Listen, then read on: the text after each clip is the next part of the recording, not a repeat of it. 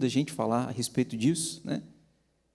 Porque faz parte do Sermão do Monte, ou o Sermão da Montanha, o sermão que Jesus proferiu, começa no capítulo 5 de Mateus, e eu quero falar sobre um verso, que é o verso 8 do capítulo 5. Dá para você abrir?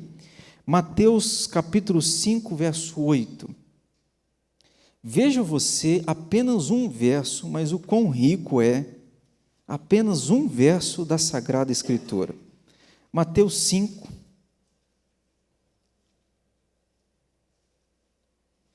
Você sabe qual é a última palavra do Antigo Testamento? Alguém sabe? A última palavra do Antigo Testamento, que é o último verso de Malaquias. Maldição. Se tivesse dinheiro eu te dava, Lenilson. A última palavra do Antigo Testamento é maldição.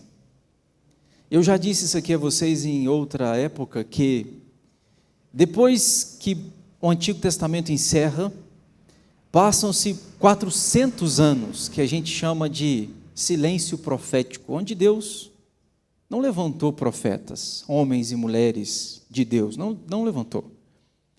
Deus se calou, 400 anos. Pois é.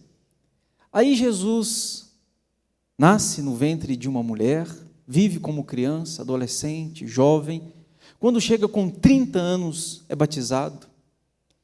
E ele começa o seu ministério. E a primeira palavra que Jesus vai proferir é bem-aventurado. O Antigo Testamento fechou falando sobre maldição. Jesus abre, inaugura o seu reino, falando sobre bem-aventurado.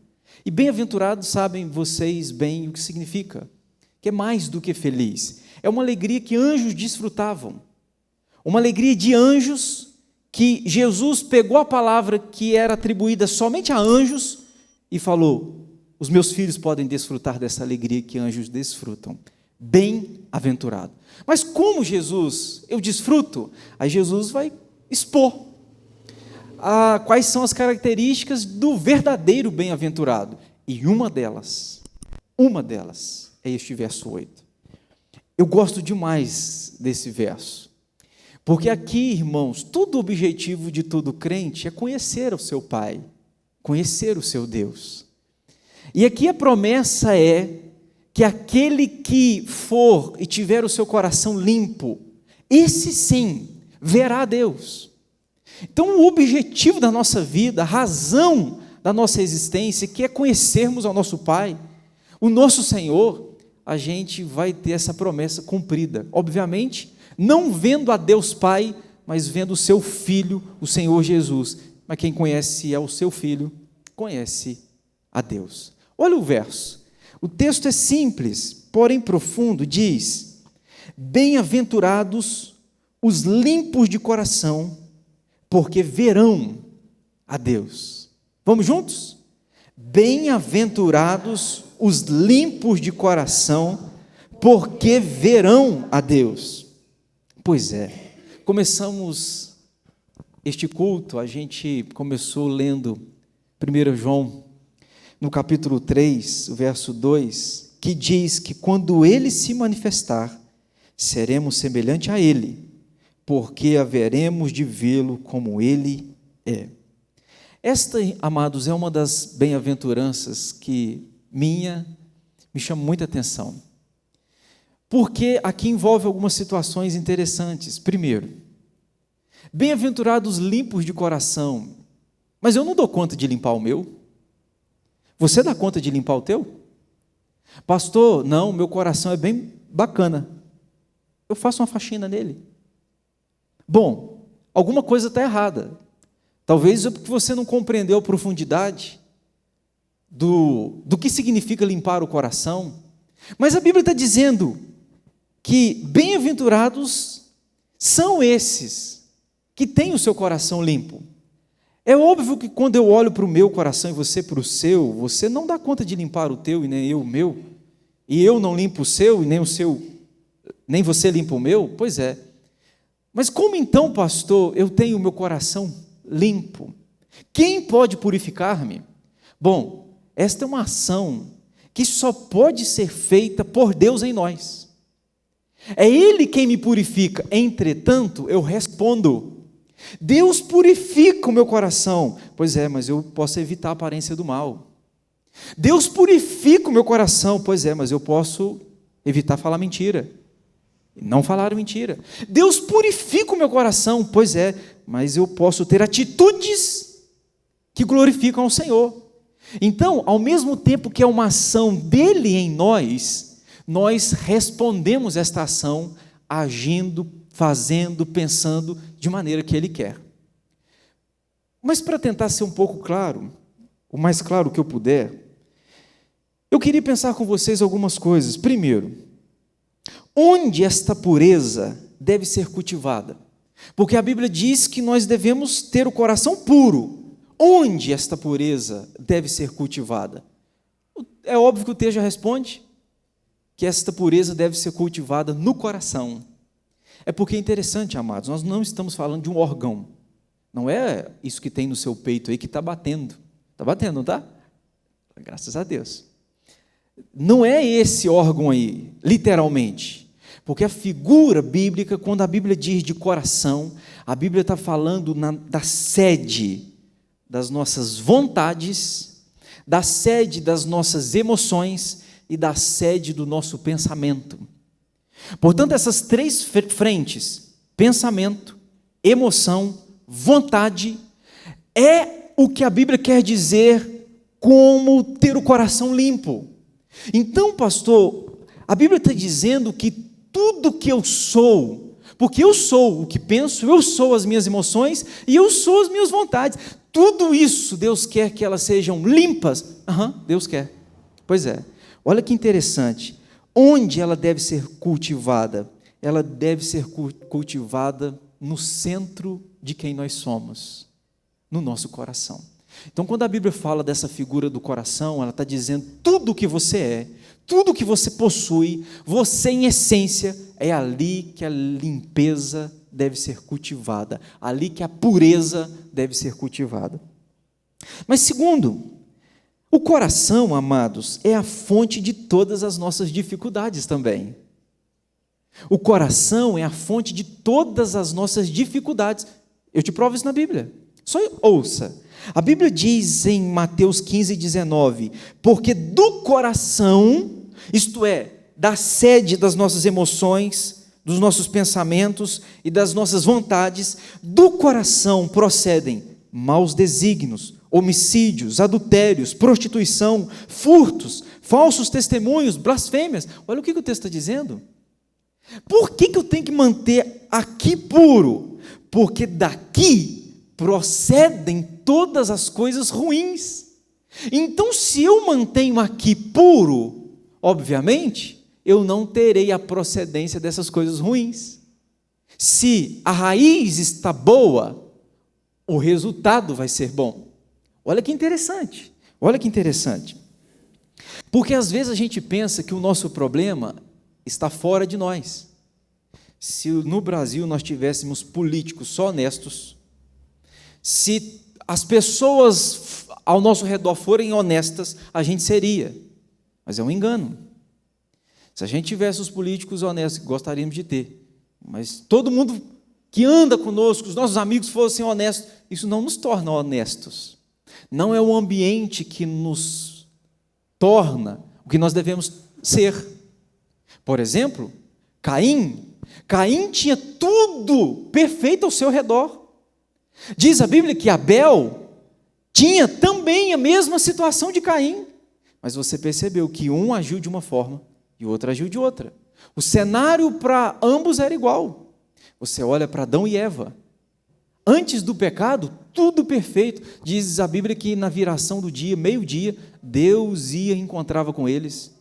Num cenário de perfeição, diz a Bíblia que Adão pecou. Então, a nossa santidade não tem a ver com como está fora de nós. A nossa santidade tem a ver com quem habita em nós.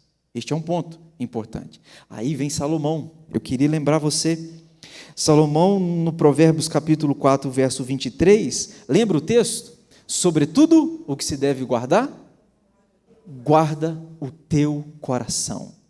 Por que ele manda a gente guardar o coração? Porque o coração a gente perde, sabia? Sabia que você pode perder o seu coração? A gente pode ter o coração e ter o coração perdido. Concorda comigo?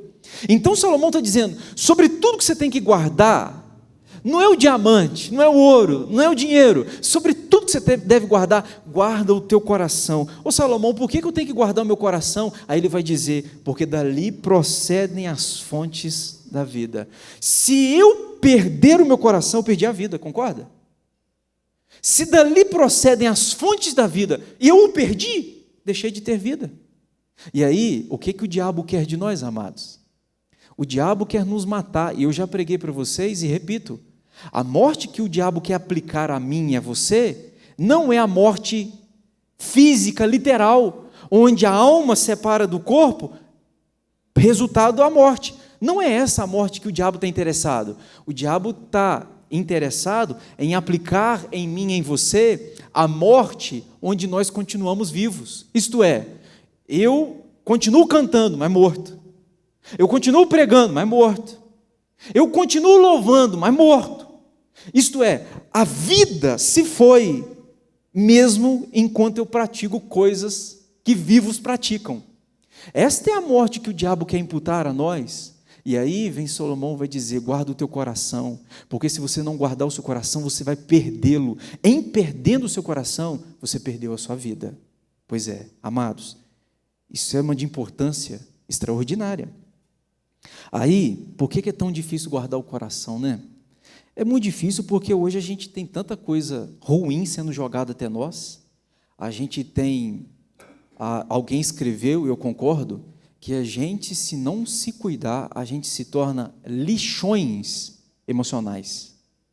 A gente fica um depósito de coisas só ruins. Você ouve televisão, dentre coisas boas e ruins, muitas coisas ruins são jogadas a você.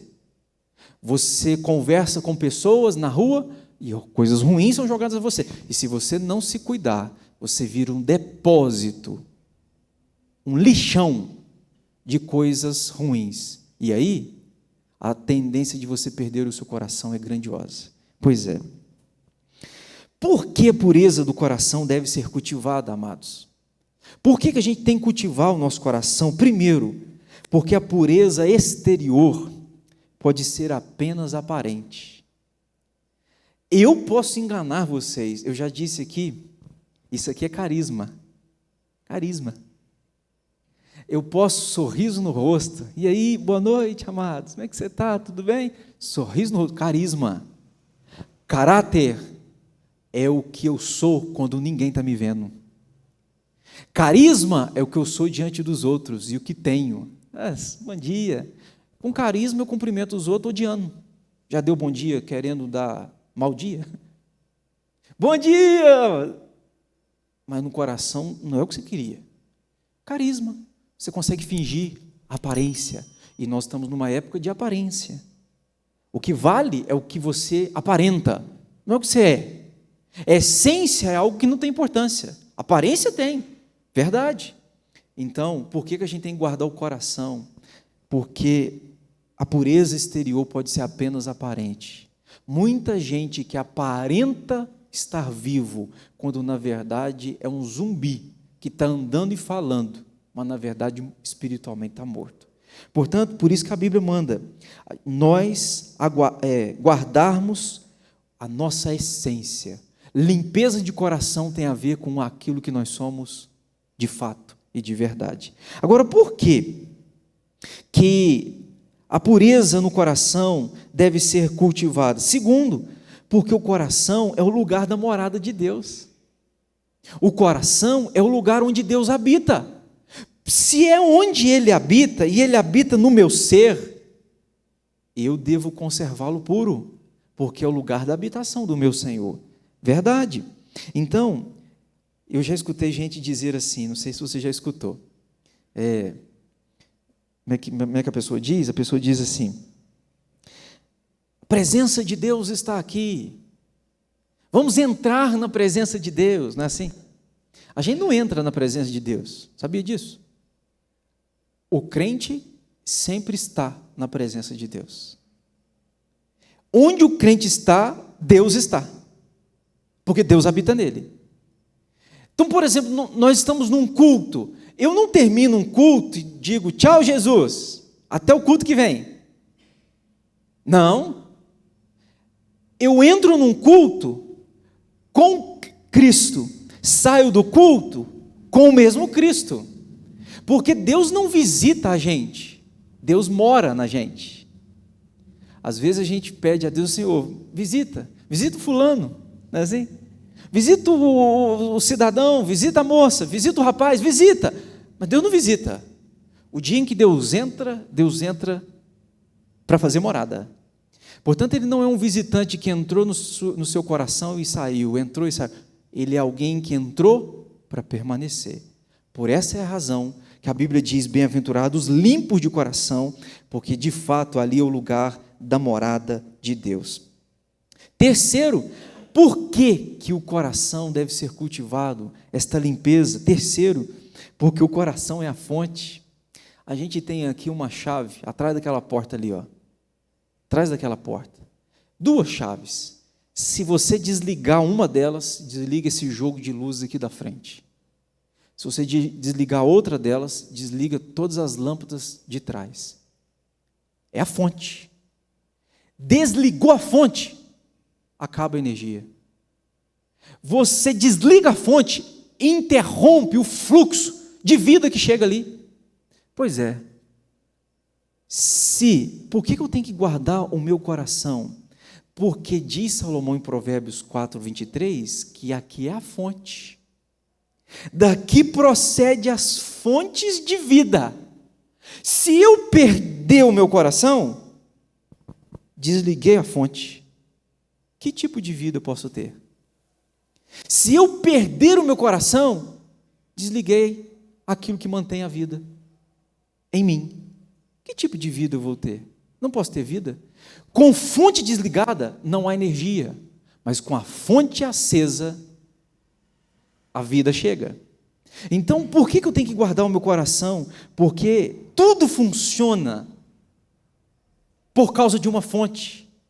Há uma tese defendida por um pensador no passado, que ele prova a existência de Deus, né? E uma das afirmações que ele prova a existência de Deus nos seus argumentos é o fato de que Deus é a fonte primária. Tudo depende de algo. Esta lâmpada depende de uma energia. Para que essa energia chegue aqui, depende de um gerador. Para que este gerador produza energia, depende de um rio que faça as turbinas girarem para a energia brotar. Pois é, o sol é sol até hoje, porque existe uma fonte primária que o mantém assim. Você só é você até hoje, porque existe uma fonte que mantém você assim. Desliga você da fonte, acabou você. Desliga o sol da fonte, acabou o sol. Desliga o universo da fonte, acabou o universo. Ô pastor, que fonte é essa? Esta fonte é o Senhor Deus.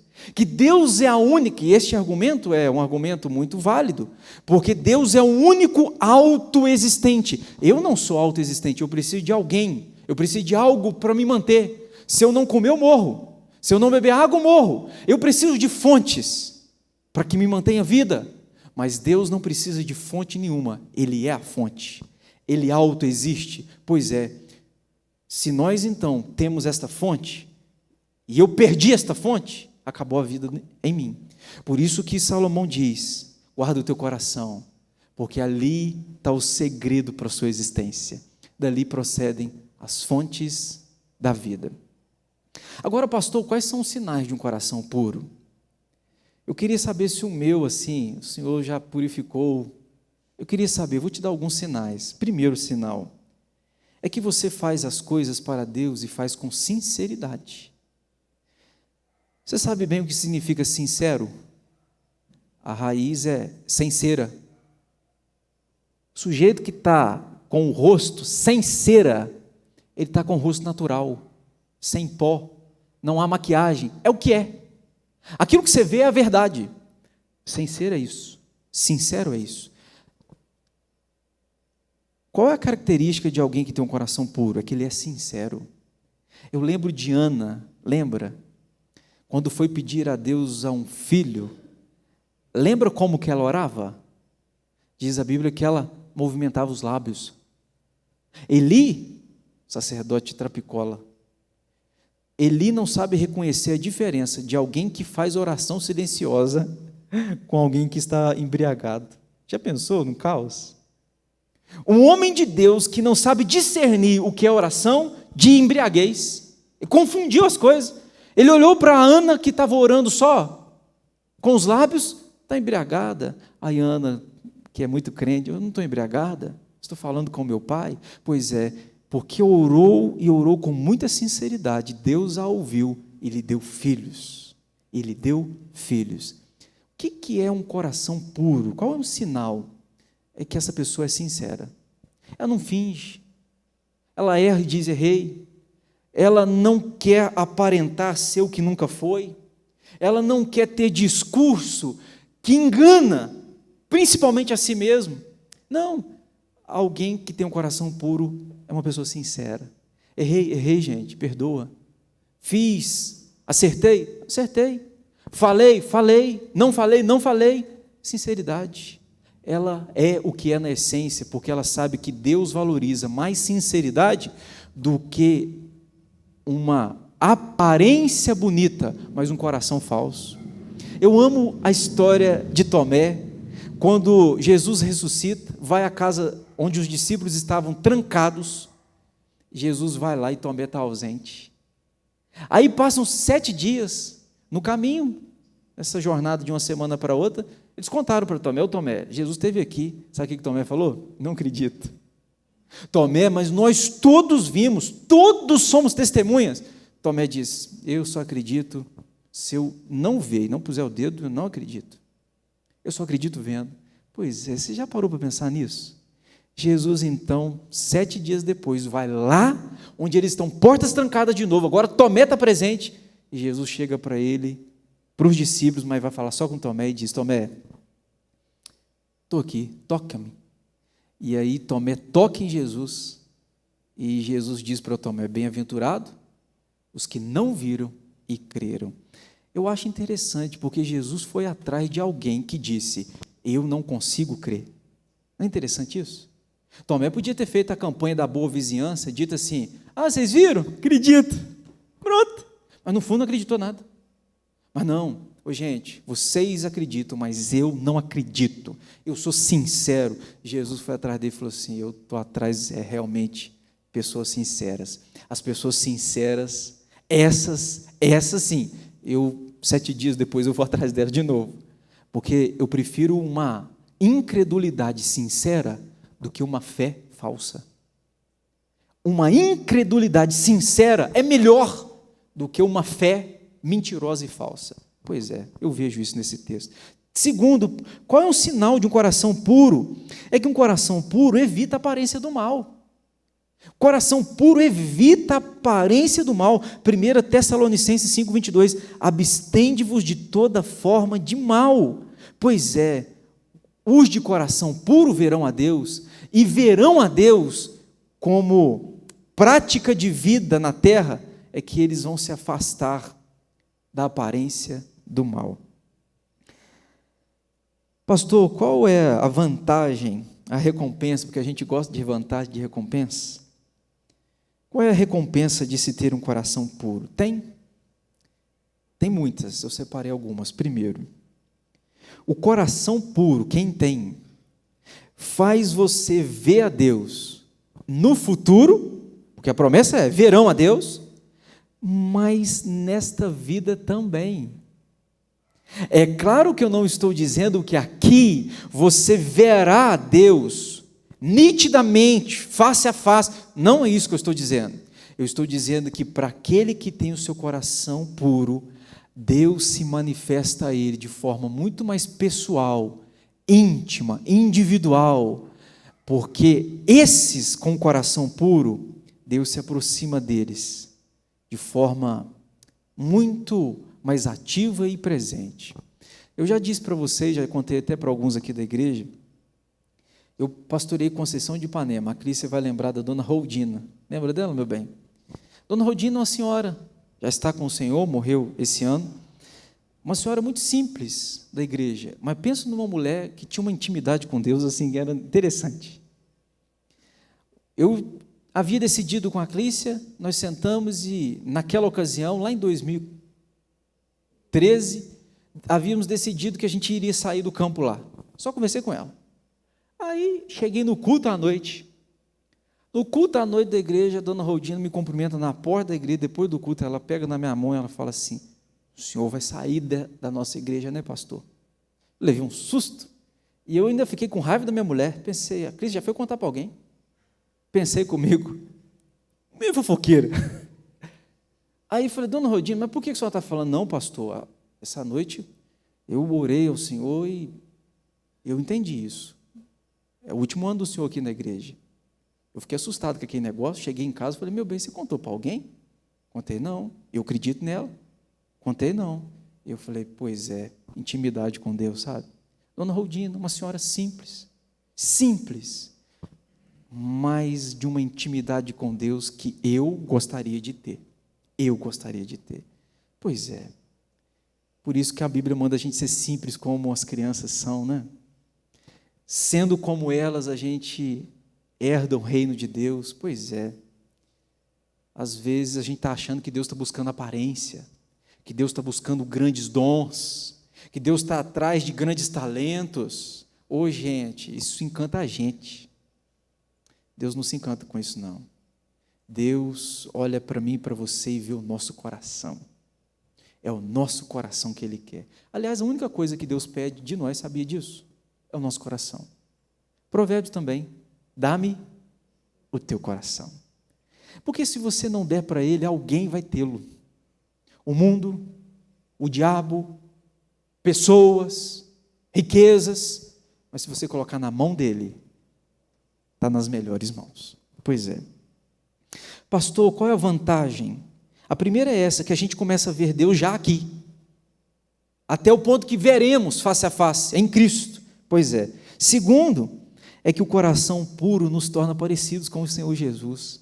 Hoje, gente, ninguém pisou nessa terra e teve um coração tão puro quanto o de Cristo.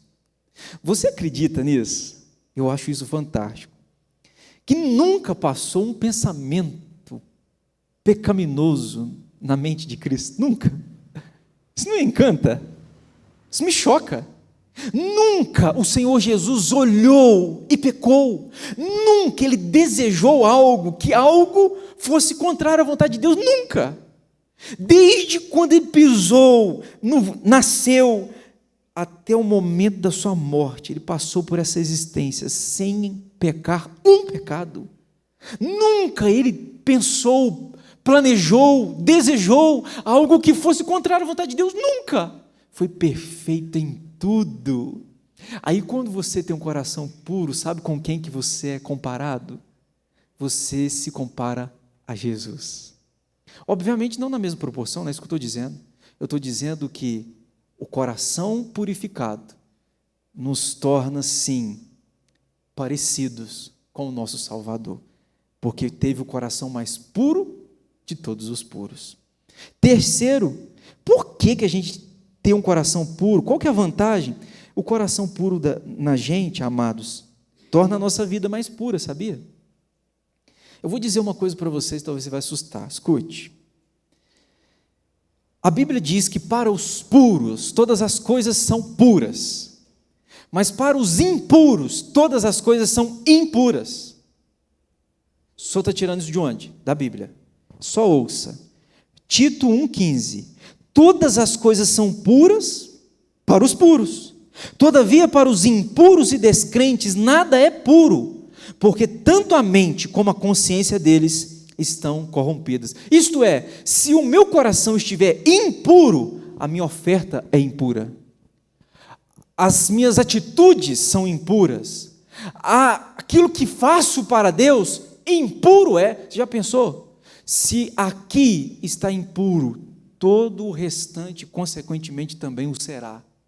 O inverso é verdade. Se o meu coração está puro, purificado pelo Senhor, a minha oferta está pura, o meu dízimo está puro, as minhas atitudes estão puras, eu canto e tudo isso está puro. Por quê? Porque a fonte está limpa. Pois é. Pastor, qual que é a conclusão disso? A conclusão é que Deus quer purificar o nosso coração sem sombra de dúvida, mas entra uma questão importantíssima. A Bíblia diz: sede santos, porque eu sou santo. Amados, peçamos um coração puro a Deus e lutemos por isso. Peçamos: Senhor, purifica o meu coração, mas também no que depender de você, lute por isso. Fuja da aparência do mal, fuja das conversas indecentes, aleatórias, conversas que desonram e desagradam a Deus. Fuja dos papinhos com pessoas que não temem a Deus, mas que fazem você pecar. Fuja das piadas imorais, fuja das mentiras, fuja das blasfêmias, fuja das maledicências, das fofocas, fuja.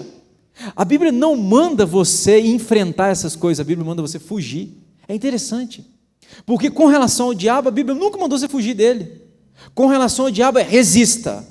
Pode resistir, mas com relação às tendências, aos desejos da carne, a Bíblia diz: foge. Você não dá conta de enfrentar, foge. Então, no que depender de você, fuja e faça a oração que o salmista fez, e eu gosto de fazê-la. Cria em mim, ó Deus, um coração puro. Cria em mim um coração puro. É o que Jó pediu a Deus um dia, em Jó 14:4, Jó 15:14. Senhor, faz de mim alguém puro, torna-me alguém puro. Oh, amados, se o Senhor nos purificar, o nosso relacionamento familiar será puro, a nossa oferta será pura, os nossos dízimos serão puros, as nossas ações serão puras. Por quê? Purificados por Ele nós fomos. Aí diz o texto: bem-aventurado os puros de coração, porque os limpos de coração, porque esses verão a Deus. Eu queria terminar convidando você a aquecer o seu coração nesse sentido, sabe? Há tantas coisas que cooperam para a nossa impureza, mas nós temos aquele, o mais interessado em você e em mim, que tenhamos um coração puro, que é o Senhor Jesus. Então faça um check-up aí no seu coração, na sua vida. Eu, quando faço no meu, digo para o Senhor: eu não posso purificá-lo. Quanto mais tento, mais sujo fica. Mas o Senhor pode. Cria em mim, dá-me um coração igual ao teu. Vamos cantar?